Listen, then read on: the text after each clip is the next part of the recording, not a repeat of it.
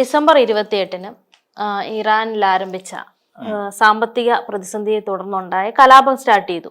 കലാപം ഇങ്ങനെ നമ്മളൊന്നും ഇതുവരെ കേട്ടുകേൾവി പോലും ഇല്ലാത്ത രീതിയിലുള്ള സംഘർഷാവസ്ഥ ഇങ്ങനെ പോയിക്കൊണ്ടിരിക്കുകയാണ്. അപ്പം ഈ മനുഷ്യാവകാശ കമ്മീഷന്റെ റിപ്പോർട്ട് അനുസരിച്ച് 40-ലേറെ മരണങ്ങൾ നടന്നു എന്ന് പറയുന്നു. അല്ലാതെ 62ഓളം മരണങ്ങൾ നടന്നു എന്നുള്ള വാർത്തകൾ പുറത്തു വരുന്നുണ്ട്. ഒന്നാമത് ഇത് കൃത്യമായ ഒരു അപ്ഡേഷൻ വരാൻ പറ്റുന്നില്ല. കാരണം അവിടെ ഈ നെറ്റൊക്കെ കട്ട് ചെയ്തുകൊണ്ടാണ് ഈ പ്രതിഷേധം ഇങ്ങനെ നടന്നുകൊണ്ടിരിക്കുന്നത്. അപ്പം കൃത്യമായ അപ്ഡേഷൻസ് വരണമെങ്കിൽ ഒരുപക്ഷെ ഈ അവസ്ഥയൊക്കെ മാറിയെങ്കിലേ കൃത്യമായ കണക്കുകളും കൃത്യമായ അവസ്ഥകളും ഒക്കെ നമുക്ക് കിട്ടത്തുള്ളൂ. അപ്പൊ ഇതിനിടയിൽ ഇപ്പം ശരിക്കും പറഞ്ഞാൽ ഇതിന്റെയൊക്കെ മൂല കാരണം എന്ന് പറയുന്നത് ട്രംപ് തന്നെയാണ്.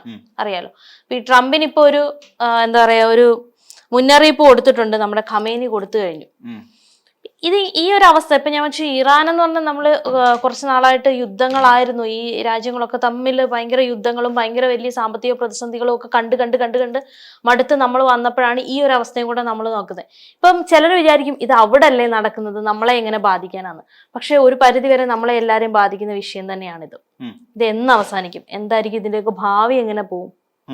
കാരണം കുട്ടികളടക്കമാണ് മരണപ്പെട്ടിരിക്കുന്നത്. ഇപ്പൊ ഏതൊരു രാജ്യത്തെയും നശിപ്പിക്കുന്നത് അതിന്റെ ഒരു സാമ്പത്തിക സ്രോതസ്സിനെ പോലും ഇല്ലാതാക്കുന്നത് എന്ന് പറഞ്ഞ യുദ്ധങ്ങളാണ്.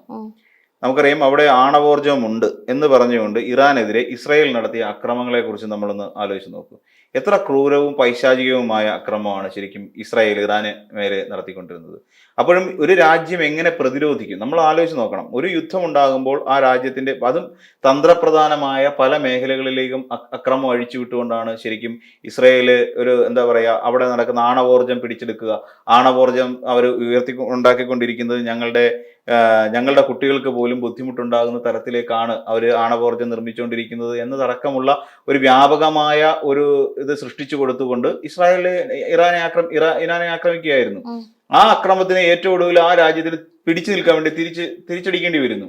അങ്ങനെ തിരിച്ചടിക്കേണ്ടി വരുന്ന ഒരു സാഹചര്യം.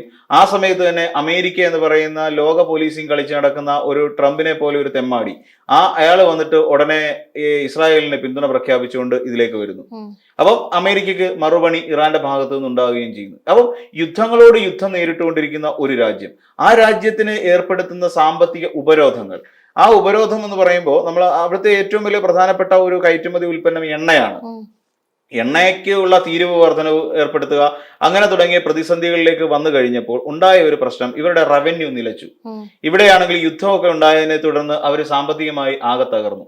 ഡോളറാണ് നമ്മുടെ ഒരു ലോകരാഷ്ട്രങ്ങളിൽ ഏത് സാധനം വിപണനം ചെയ്യുന്നതിന് വേണ്ടി ഉപയോഗിക്കുന്ന ഒരു മാനകം എന്ന് പറഞ്ഞാൽ ഡോളറിലാണ്. പരസ്പരമുള്ള കച്ചവടം നടക്കുന്നത്. ഇപ്പം അമേരിക്കയും ഇന്ത്യയും തമ്മിലുള്ള കച്ചവടം പോലും ആ രീതിയിലാണ് പോയി, ഡോളറിലാണ് കച്ചവടം നടത്തിക്കൊണ്ടിരിക്കുന്നത്. അപ്പോൾ അങ്ങനെ വരുമ്പോൾ ഡോളറിനെ അടിസ്ഥാനപ്പെടുത്തിയിട്ടായിരിക്കും ആ രാജ്യത്തിന്റെ പണപ്പെരുപ്പ് നിരക്ക്.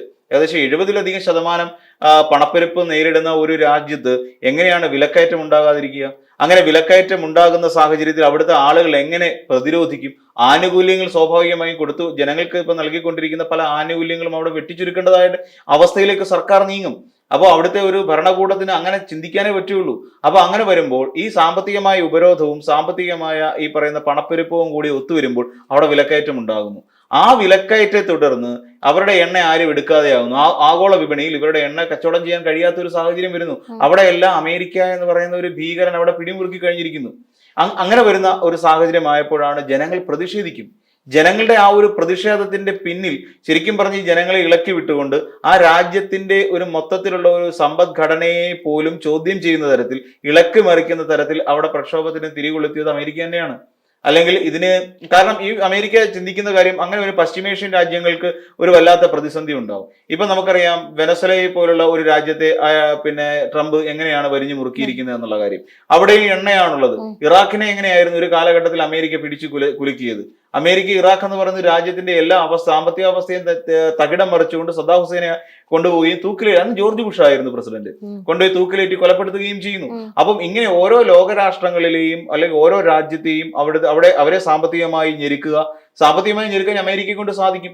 കാര്യം ലോക വിപണി നടക്കുന്ന ഡോളറിലാണ്. അപ്പൊ ഡോളറിന്റെ മൂല്യം വർദ്ധിക്കും. അപ്പൊ ഇവിടെ പണത്തിന്റെ മൂല്യം അല്ലെങ്കിൽ അവരുടെ റിയാലിന്റെ മൂല്യം കുറയുന്നു. അങ്ങനെ കുറയുമ്പോൾ 40 ഇരട്ടിയിലധികം അവരുടെ പണത്തിന്റെ മൂല്യം 40% വരുന്ന അവരുടെ പണത്തിന്റെ മൂല്യം കുറയുമ്പോൾ ഒന്ന് ആലോചിച്ച് നോക്കൂ, പണപ്പെരുപ്പം ഏതൊരവസ്ഥയിലെത്തിക്കാണുമെന്ന്. ഏകദേശം വലിയൊരു, അതായത് $1 പുറത്ത് എത്ര അധികം 40 ലക്ഷം 40 ലക്ഷം റിയാൽ എന്നൊക്കെയാണ് പറഞ്ഞു കേൾക്കുന്നത്. അപ്പൊ അങ്ങനെ നമ്മൾ പറഞ്ഞു കേൾക്കുമ്പോൾ ആ 40 ലക്ഷം റിയാൽ എന്ന് പറയുന്നത് ആലോചിച്ച് നോക്കൂ. അല്ലപ്പോ നമ്മളിപ്പോ നമ്മുടെ നാട്ടിലെ ഇത് വെച്ചിരുന്ന് കണക്കൂട്ടി നോക്കി കഴിഞ്ഞാൽ നിസ്സാരം ഇപ്പൊ സാധാരണക്കാർക്ക് മനസ്സിലാവാൻ വേണ്ടിട്ട് സത്യം പറഞ്ഞാൽ ഒരു മുട്ട മേടിക്കണമെങ്കിൽ അവർ ലക്ഷങ്ങൾ കൊടുക്കേണ്ട അവസ്ഥയാണ്. ആ അവസ്ഥയിലോട്ട് ആ രാജ്യം എത്തി. അതായത് ഒരു നിസ്സാരം ഒരു ഇപ്പൊ നമ്മുടെ ആഹാരമാണല്ലോ, ഒരു മുട്ട നമുക്ക് മേടിക്കാതിരിക്കാൻ പറ്റില്ലല്ലോ, കഴിക്കാതിരിക്കാൻ പറ്റത്തില്ലല്ലോ. അപ്പൊ അത് വാങ്ങിക്കണമെങ്കിൽ ലക്ഷങ്ങൾ കൊടുക്കേണ്ട അവസ്ഥയിലോട്ട് ആ രാജ്യത്തെ എത്തിച്ചിരിക്കുന്നു. അതിന് കാരണക്കാരനാണ് ഈ പറയുന്ന ട്രംപ് എന്ന് പറയുന്നത്. അതുകൊണ്ട് തന്നെയാണ് പിന്നെ ഈ പറയുന്ന അലി ഖമേനി ഈ രീതിയിലുള്ള ഒരു പ്രസ്താവന ഇറക്കിയത്. ആക്രമിക്കും അല്ലെങ്കിൽ ഉപദ്രവിക്കും എന്നുള്ളത് തന്നെയാണ്. ഇനി ഈ രീതി തുടർന്ന് കഴിഞ്ഞാൽ ഞങ്ങൾക്ക് പിടിച്ചിരിക്കണം. കാര്യം ഞങ്ങളുടെ നാട്ടിലെ കുട്ടികളെല്ലാം മരിച്ചു വീണുകൊണ്ടിരിക്കുന്നു. നിരവധി കുട്ടികൾ മരിച്ചു വീഴുന്നു, സ്ത്രീകൾ മരിച്ചു വീഴുന്നു. അവരൊക്കെ എന്ത് തെറ്റ് ചെയ്തിട്ടാണ്? അവർക്ക് ജീവിക്കണ്ടേ? അവര് പ്രതിഷേധിക്കുമ്പോൾ നമ്മളൊന്ന് ആലോചിച്ച് നോക്കുക. അവർ പ്രതിഷേധിക്കും. ഏത് രാജ്യത്തിലെയും ഒരു ആഭ്യന്തര കലാപം ഉണ്ടാകുന്നതിന് അവിടുത്തെ വിലക്കയറ്റം ഒരു പ്രധാന ഘടകമാണെന്നേ. ഇപ്പൊ നമ്മുടെ ഇന്ത്യയുടെ അവസ്ഥ ഒന്ന് ആലോചിച്ച് നോക്കൂ. ഇന്ത്യയിൽ ഇങ്ങനെയാണ് വരുന്നതെങ്കിൽ ഇപ്പോ $1 എന്ന് പറഞ്ഞ 1 ലക്ഷം രൂപ എന്ന് പറയുന്ന ഒരു അവസ്ഥയിലേക്ക് പോയി കഴിഞ്ഞാൽ നമ്മൾക്ക് എന്ത് ചെയ്യാൻ പറ്റുമെന്ന് ആലോചിച്ച് നോക്കും. 1 ലക്ഷം രൂപ, ഒരു രൂപയ്ക്ക് 1 ലക്ഷം രൂപ ആണ് പിന്നെ $1 എന്ന് പറഞ്ഞാൽ 1 ലക്ഷം രൂപയുടെ മൂല്യത്തിലേക്ക് എത്തിക്കഴിയുമ്പോൾ നമ്മളുടെ ഇവിടുത്തെ വിലക്കയറ്റം എന്ന് പറഞ്ഞാൽ നമ്മൾ ചിന്തിക്കുന്നതിനൊക്കെ അപ്പുറത്തേക്ക് പോകും. പെട്രോളിന്റെ ഈ ക്രൂഡ് ഓയിലിന്റെ ഒക്കെ വില, പിന്നെ പെട്രോളിന്റെ വില എന്നൊക്കെ പറയാൻ നമുക്ക് വണ്ടി പുറത്തേക്ക് ഇറങ്ങണ ലക്ഷങ്ങൾ കൈ വേണം 1 ലിറ്റർ പെട്രോൾ അടിക്കണമെങ്കിൽ. ആ ഒരു അവസ്ഥയിലേക്ക് നമ്മൾ കൂപ്പുകുത്തും. ഈ ഒരു അവസ്ഥ അപ്പോൾ നമ്മൾ എന്ത് ചെയ്യുമെന്ന് ചോദിച്ചാൽ നമുക്ക് ജീവിക്കാൻ മാർഗമില്ലാതെ വരും. നമ്മുടെ ഭരണകൂടത്തിനെതിരെ നമ്മൾ സമരം ചെയ്യും, തെരുവിലിറങ്ങും, സമരം ചെയ്യും. ആരാണ് കാരണക്കാർ?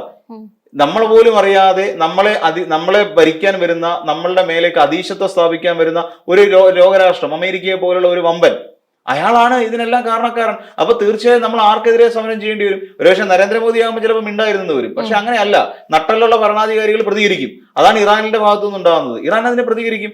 അമേരിക്ക ഇസ്രായേലുമായി കൂടിച്ചേർന്നുകൊണ്ട് ഇവിടെ ഇറാനെ ഇല്ലാതെയാക്കാൻ ശ്രമിച്ച സമയത്ത് എന്താ അവർ ചെയ്തത്? ജിദ്ദയിലെ അവരുടെ അമേരിക്കന്റെ പട്ടാള ക്യാമ്പിലേക്ക് അക്രമം അഴിച്ചുവിടുകയാണ് ചെയ്തത്. എന്നിട്ട് അവരോട് ഉച്ചത്തിൽ പറഞ്ഞു, നിങ്ങൾ ഇനി മേലെ ഈ പണി കാണിച്ചു കഴിഞ്ഞാൽ നിങ്ങളുടെ പട്ടാളക്കാരെ വഹിച്ചുകൊണ്ടുള്ള കപ്പൽ നിങ്ങളുടെ തുറമുഖത്തേക്ക് വരുമെന്ന് പറയുന്നു. അപ്പൊ ഇറാൻ ഭയക്കുന്ന, ഇറാന്റെ ഏറ്റവും പ്രധാനപ്പെട്ട ഒരു ജലഗതാഗത അല്ലെങ്കിൽ ട്രാൻസ്പോർട്ടിംഗ് ഏരിയ എന്ന് പറഞ്ഞാൽ ഹോർമുസ് കടലിടുക്കാണ്. അപ്പൊ അതുവഴിയാണ് ഇറാൻ കൂടുതലുമായി എണ്ണ പുറത്തേക്ക് എത്തിച്ചുകൊണ്ടിരിക്കുന്നത്. അവിടുത്തെ ഒരു വ്യാപാര ചാനൽ എന്നൊക്കെ പറയാൻ പറ്റുന്ന ഒരു ഏരിയയാണ്. അപ്പൊ അത് അടയ്ക്കുമോ എന്നുള്ള ഭയമുണ്ട്. അവിടെ ഒരു ഉപരോധം ഏർപ്പെടുത്തി കഴിഞ്ഞ് ഇറാന്റെ സർവ്വ പ്രതീക്ഷകളും നഷ്ടപ്പെടും. അപ്പൊ ഇങ്ങനെ തുടങ്ങിയ ഒരുപാട് വിഷയങ്ങൾ ഇതിനകത്ത് ഇറാനുമായി ബന്ധപ്പെട്ടുകൊണ്ട് ഉണ്ട്. അതിനെ പ്രതിരോധിക്കേണ്ടത് ഇറാൻ ഭരണാധികാരിയുടെ, അയാള് ഒരിക്കലും ഒരു അക്രമകാരിയാണെന്ന് പറയാൻ കഴിയില്ല. പുള്ളിയുടെ ഉത്തരവാദിത്വം പുള്ളി നിറവേറ്റുന്നു എന്നുള്ളതാണ് നമ്മൾ മനസ്സിലാക്കാൻ കഴിയുന്നത്. അമേരിക്കയെ തിരിച്ചടിച്ചേ പറ്റൂ. ഇനി ആയുധശേഖരം ഉണ്ടാക്കണം.